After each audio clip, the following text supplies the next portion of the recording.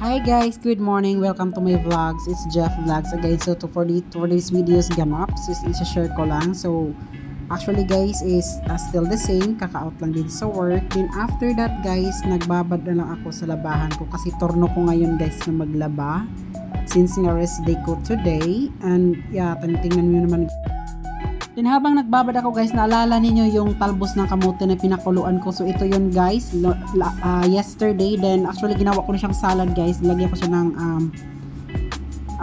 pampalasa like mga tuyo, sili, then kamatis, sibuyas, then suka. So actually guys, ang sarap nito guys. And then nagluto din ko ng pork guys. So ang niluto ko nga pork is strips lang siya na pagka-slice para mabilis siya maluto. Actually is ang tawag dito is para siyang pork steak. So yes. So yan guys, inukay-ukay ko lang siya. So hindi ko napakita guys kung paano ko siya ginawa. Actually minarinate ko din siya as usual. So lagi ako nagmamarinate, nilagyan ko siya ng paprika, then magic sarap, then actually naglalagay din ako ng sugar dito sa habang kumukulo na siya. So sa marinate naman nilagyan ko siya ng kalamansi, yan. So magic sarap, kunting asin. Then yan guys, binabad ko siya ng mga 30 minutes then bago ko siya niluto. So nilagay ko muna siya sa ref. So ang maganda kasi pag may kalamansi ka guys is pangpawala siya sa langsa kasi malangsa din naman talaga yung pork or kahit mga isda.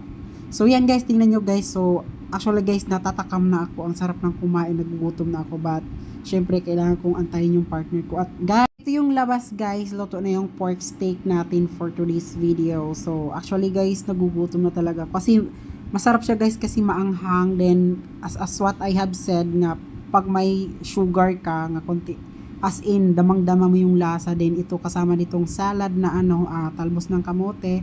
Then after guys, naalala ko pala nga may natira pa kaming melon, which is honey melon last 31 ng December. So ginawa ko na lang din siyang shake guys.